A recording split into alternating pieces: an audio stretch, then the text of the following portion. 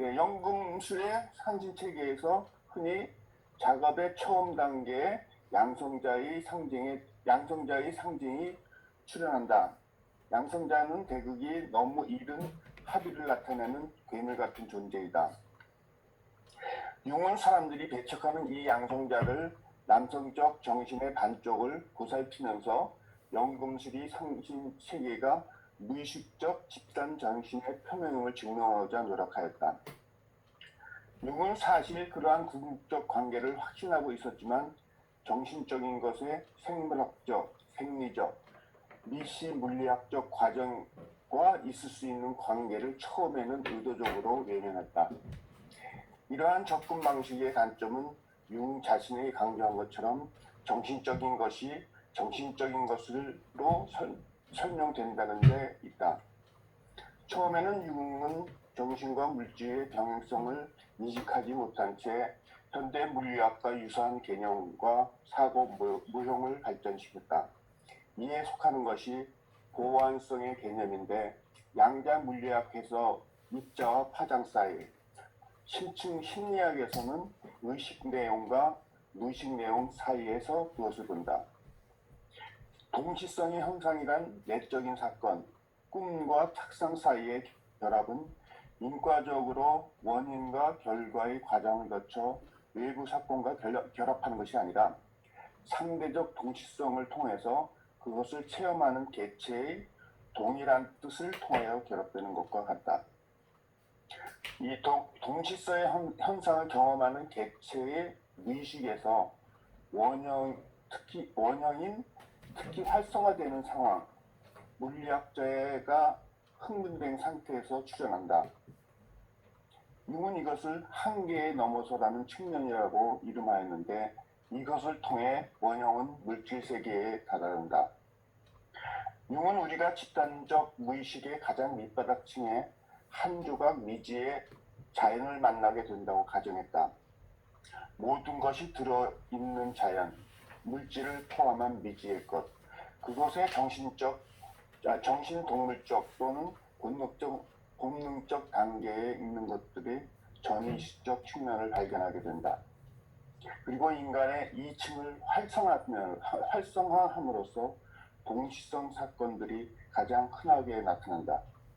이 동시성 사건들에서 가장 본질적이며 가장 인상적인 것은 그 사건들 속에서 신원과 물질의 이원성이 지향되어 나타난다는 사실이다.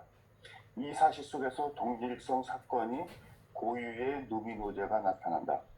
그러므로 동시성 사건은 모든 존재의 궁극적 통일 체제를 경험적으로 제시하고 있다. 이것을 융은 중세 자연 철학에 의거하여 우누스 문두스, 즉 하나의 세계라고 명하였다. 중세 철학에서 이 개념은 잠재적으로 신의 영 속에 미리 존재하고 있는 창조의 설계도를 말한다. 우누스 문두스의 체험을 도르는 영혼에 이르는 창 또는 영원한 세계에 이르는 공기구멍의 열림이라고 기술하였다. 실제로 자기 체험은 좁은 의식의 세계상에서 지식할 것 같은 집착에서 빠져나와 초월적인 것에 마음을 열도록 하고 동시에 초월적인 것이 그에게 다가가도록 돕는다. 그것은 선불교의 깨달음과도 비교할 수 있고 동양에 가르친 사마다, 삼매경 혹은 중국에서의 득도 체험과도 비교된다. 우리의 제약된 인간적 삶은 오직 영혼에 이르는 창을 통해서 무한한 것과 관계를 맺어야 뜻이 있다. 융은 해상에서 말한다. 오직 무한한 것이 본질적인 것을 내가 알 때라야 나는 부질없는 것, 결정적인 의미가 없는 것에 관심을 두지 않게 된다. 이승의 삶에서 무한한 것에 맺어 있음을 이해하고 느낀다면 삶의 욕구의 태도가 변화한다. 인간이 가장 큰 제약은 자기이다. 자기는 다음과 같은 체험에서 자신을 드러낸다. 나는 그저 그뿐이야. 오직 자기 안에서 나의 극도로 좁은 제약을 의식해야만 무의식의 무한성에 맺을 수가 있다. 이 의식성에서 나는 동시에 제약되면서 영원함을 경험한다. 도른에게 자기 인식은 영혼에 이르는 향을 통해 바라보는 동시에 돌 속에서 이 고유한 본질의 고정함을 뜻한다. 하나의 끝없는 확대이면서 동시에 가장 좁은 제약이다. 자기의 상징인 안드로포스 상에서 모든 인간의 배경의 통일성이 특히 강조되는 반면 만다라의 상징과 현자의 돌의 상징에는 모든 존재의 통일성이 더 전면에 있다. 하나의 볼 수 없는 세계의 배경으로서 문두스의 통일성을 문두스의 본래 체험은 과거에 거의 언제나 죽음의 순간 또는 죽음 뒤에 일어나는 사건이길 소망했다. 죽은 자들은 그 다음에 모든 거친 물질적 대상을 힘들이지 않고 투사하면서 모든 현상 속을 들고 날 수가 있다. 중국 도교에서 이것을 하는 자들은 문두스가 하나가 된 자이다. 그는 공중의 구름을 달리고 태양과 달을 올라타서 세상 저편을 소유한다. 생과 사는 여기서 자기라고 하면 셀프 예, 셀프죠. 예, 예. 자기하고 틀린 뜻인가요? 예, 자하고 자기를 구별하죠. 자기는 원래 우리가 우리의 본질적인 자기를 얘기를 하죠. 어떤 true self라는 개념이죠. 를 변화시킬 수 없다. 나는 가장 내면의 자연 본질을 자기 것으로 만들고 경계가 없는 그것으로 옮겨가기 위하여 원초적 힘의 변화에 따라 움직여갈 줄을 안다. 예, 여기입니다. 그래서 결과적으로 하나의 세계의 돌파구는 우리의 어떠한 대극성인 것을 잘 통합해서 건강한 삶을 살아가자 뭐 그런 쪽으로 저는 생각을 했어요. 좋습니다. 아주 잘 요약해 주셨어요. 어쩌면 여러분 이거 동시성 얘기를 많이 하죠.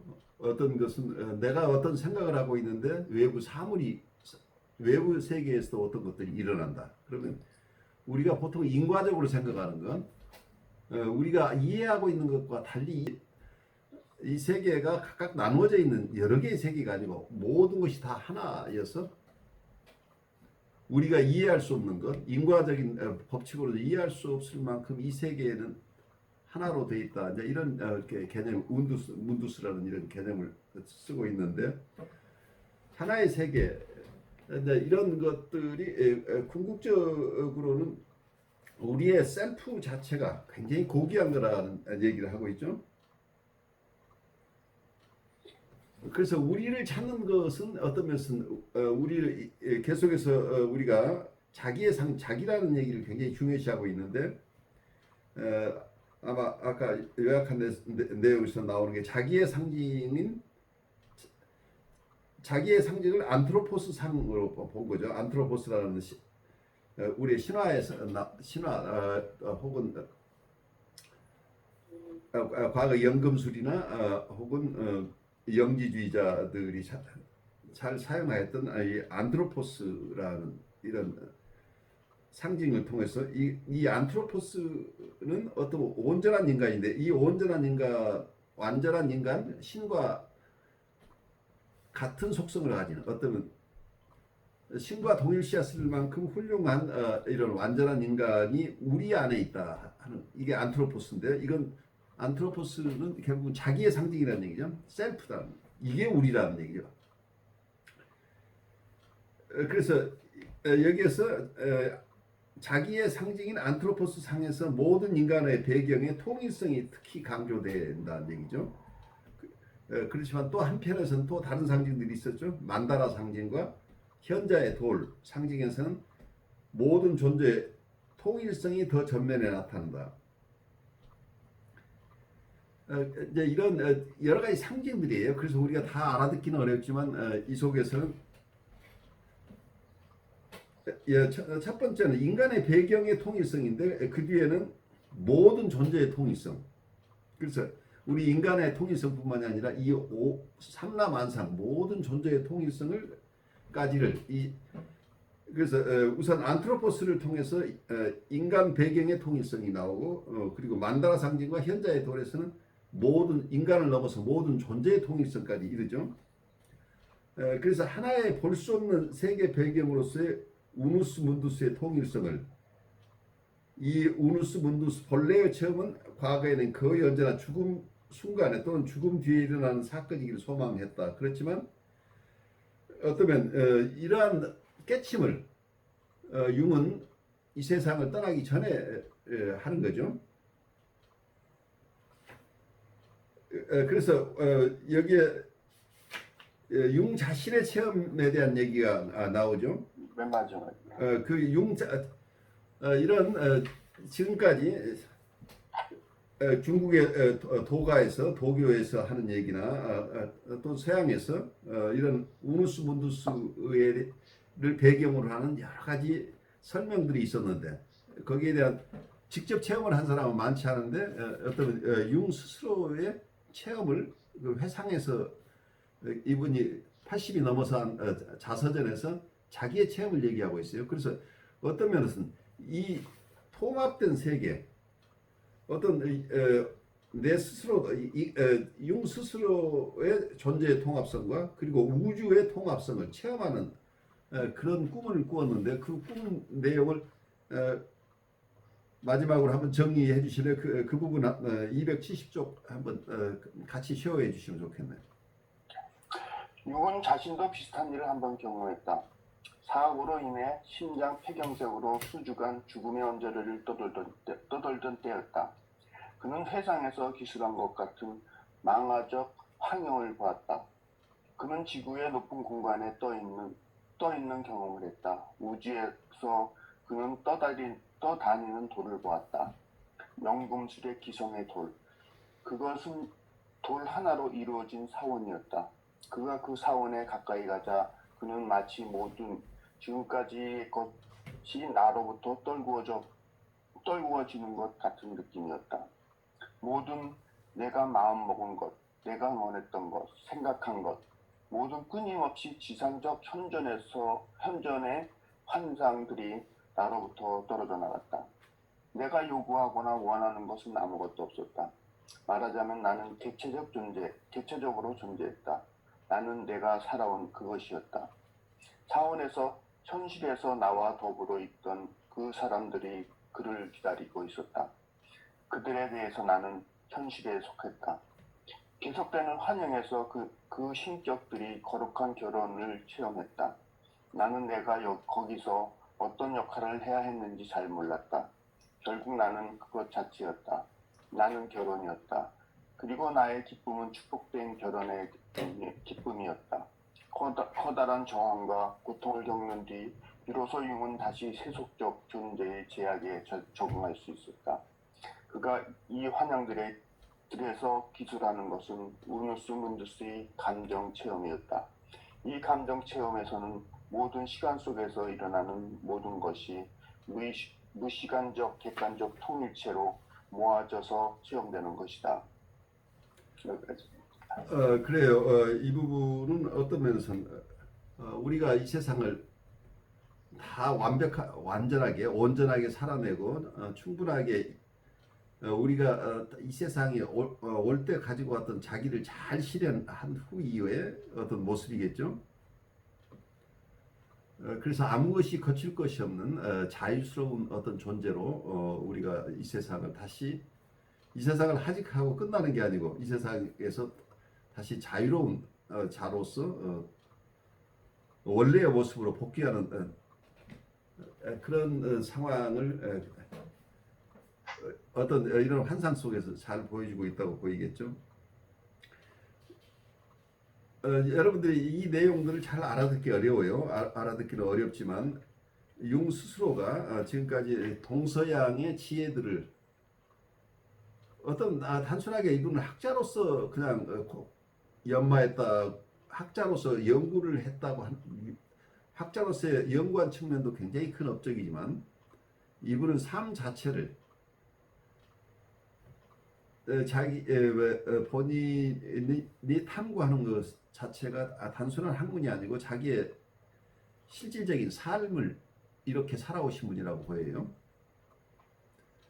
그래서 융이 자기 실제 삶으로서 추구했던 것을 학문화한 거라고 보이죠. 그래서 체험이 먼저인 것으로 보여요.